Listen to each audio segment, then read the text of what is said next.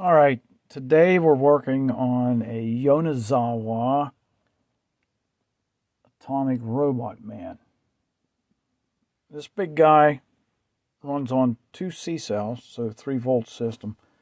It also has an internal voice box, but it's the old style voice box, mechanical.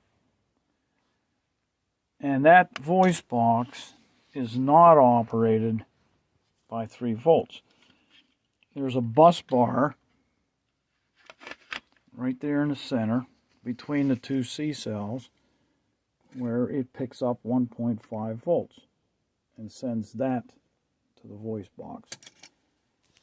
It's operable, but it runs way too fast. So to alleviate that, there's a variable resistor right here that you can move back and forth on this resistor coil. When you move it, it has no effect at all on the sound. Let me see if I can crank this thing up here to show you.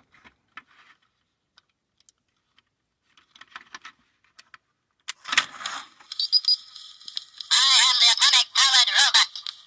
Please give my best wishes to everybody. I am bulletproof, too. See what I mean?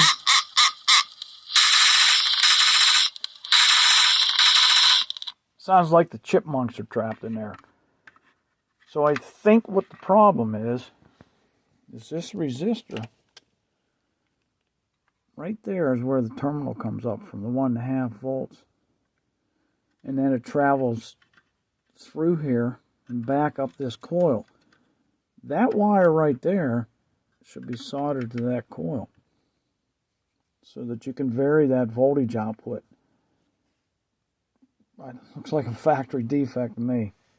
So what we're going to do is go ahead and disassemble the speaker and try not to disrupt the mechanical stylus here.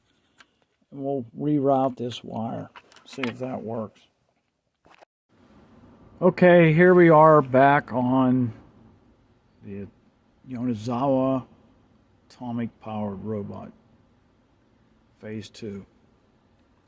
So I took the speaker off, which is relatively simple to do. You just move this arm and lift it straight up. I removed this wire right there from that terminal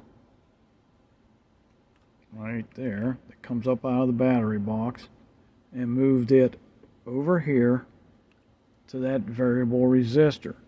Soldered it right to the coil on the variable resistor. So now it should sound a lot better.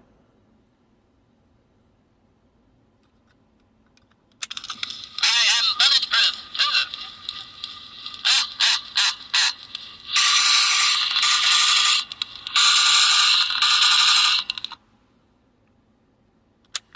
I am bulletproof, too. Yeah, we know that. I am bulletproof, too. Oh, come on. I am the atomic-powered robot.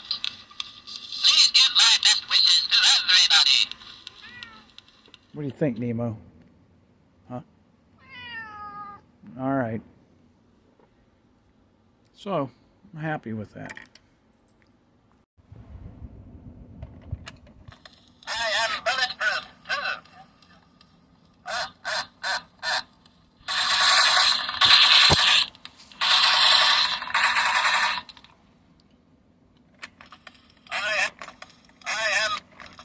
I am bulletproof. Come on.